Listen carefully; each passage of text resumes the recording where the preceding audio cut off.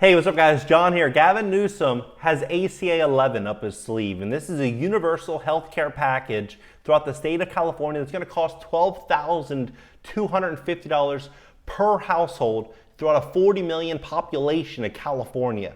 This is going to cost a fortune, specifically $163 billion per year in revenue is what he intends to scoop out of the pockets, the penniless pockets of people of California after what he's done to them over the last 2 years.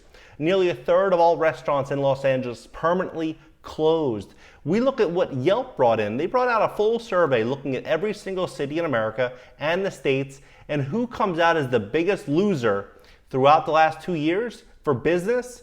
It's Los Angeles. Gavin Newsom has a very big role that he's taken in that failure. And what he's going to do right now is going to be dangerous to the people of California. And I believe this is going to push a much bigger exodus for the business owners, the entrepreneurs, and the people looking for financial freedom out to other states such as Texas and Florida and Nevada and other wonderful places.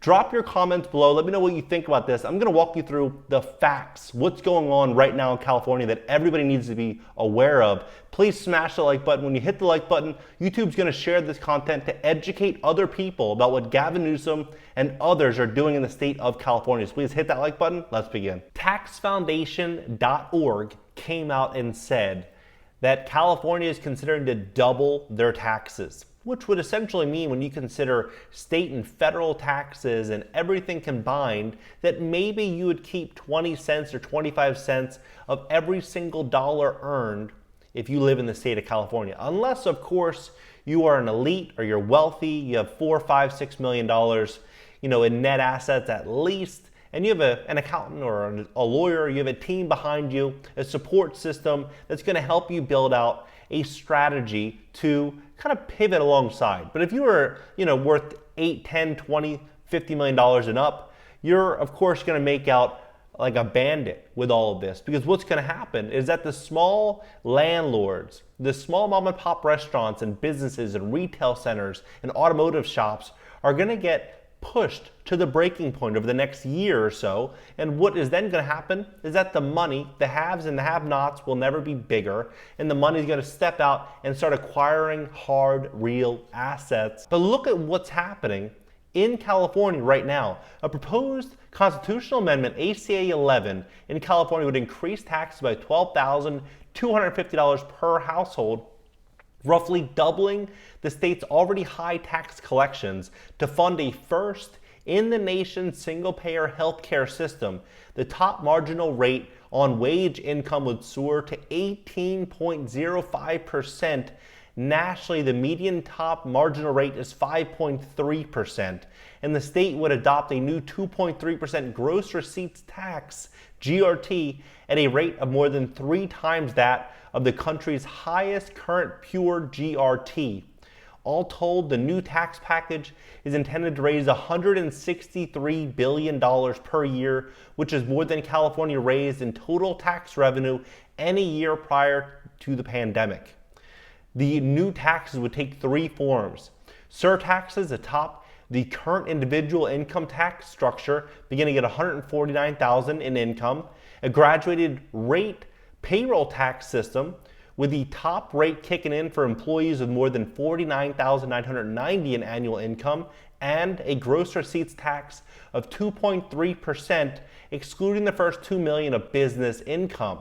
Payroll tax exempts employers with more than 50 resident employees, punishing small businesses for expanding and creating a meaningful tax cliff. Imagine, for instance, the overall simplified hypothetical for a company with 49 employees making $80,000 each. At 49 employees, the company has no payroll tax burden. Hiring one additional employee generates a tax bill of $90,000, more than that employee's salary. Gross receipts tax are widely understood as extremely disruptive and inequitable taxes because they are imposed on businesses without regards to the business's profit margins. For low-income margin businesses like supermarkets, 2.3% of gross receipts may literally exceed current profits even if the company is doing well. For instance, Kroger's profit margins dipped to 0.75% in late 2021 and have historically hovered around 1.75%. These taxes are even worse for businesses posting losses, including startups that haven't turned profitable yet. Because they are taxed on the receipts even if their expenditures exceed revenues. For startups, a high rate gross receipts tax could be disastrous. The proposed income surtax payroll tax would create these 18 bracket systems. So if you're making, let's just say, 40,000, you're going to be stuck at a 9%. If you're making 100,000, 150,000, you're sitting at 12.5%. 12.5%. But this all works out so well for Gavin Newsom with what he's doing right now. With SB 1079, he came out recently, about a month or so ago, laughing that he is out there acquiring mom and pop housing units for Project Roomkey, acquiring over 5,000 units in 6 months from these mom and pop landlords. What's ultimately going to happen as wages are falling and taxes are increasing and goods and services and everything is going through the roof and tourism is suffering in California? What's ultimately going to happen is people are going to have a harder time paying their bills. And when they have a harder time paying their bills, then what happens? Then small mom and pop businesses and just everyday American folks are going to be on the street. They're going to be in a very difficult situation. Meanwhile, Gavin Newsom and the deep pockets of California and the elite in California are going to be able to go out there and start acquiring a lot of property. So we're sold this narrative in the mainstream media that the media is there to help. The media is doing everything for us. But in reality, the media is dividing the people and putting the people against one another, not realizing that the big problem is them. And the big problem is the system that they're putting people into depressed and oppressive mindsets and really crushing the overall economy. California, we're going to look back and see a nightmare scenario in the next year or two when all of this stuff hits the fan. In addition, moreover, the taxes could be increased over time from this already insane level that they're proposing. And what they would likely do is that they could be increased by simple majorities in the legislature, as the bill exempts the 3 new taxes from the Constitution's supermajority requirements for tax increases. If a future legislator decides that doubling the state's tax collections was insufficient, the Constitution's supermajority requirement would not stand in its way.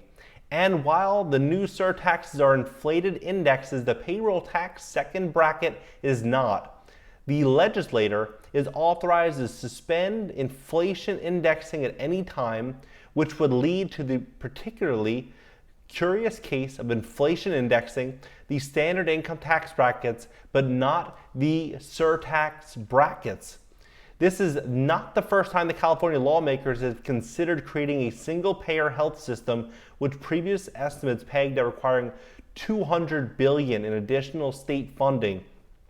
This assumes, moreover, that California secures federal approval to redirect approximately $200 billion in federal funding towards a healthcare match, since the full cost of the program is about $400 billion per year.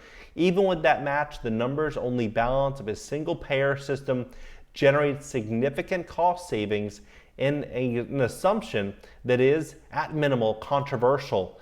And as with prior considerations of a one-state single-payer proposal, there are questions of whether residents would still need health insurance to cover them while out of state, depending on how the program is designed.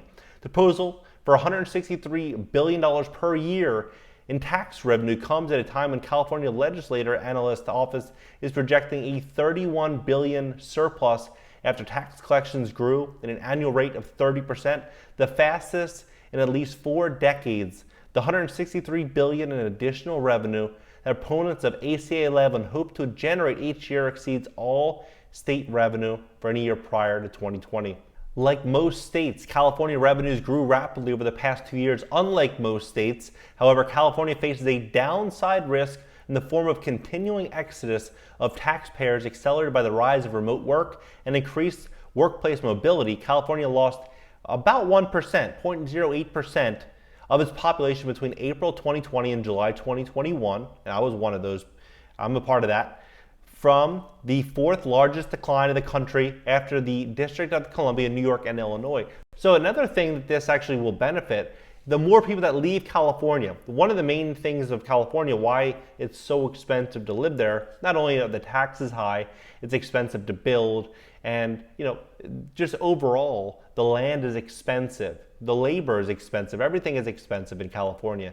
But when there's less demand for those units, well, essentially what's going to happen, supply and demand always dictate market. If there's more supply than there is demand, then rents will likely come down. If rents end up falling, then mom and pop landlords that cannot consistently increase their rent, or at least keep the rent the same, they're going to have to reduce rent. And if they're buying it at a 4, 5, or 6% cap rate, what that ultimately means is not going to take much for them to be operating their buildings at a loss.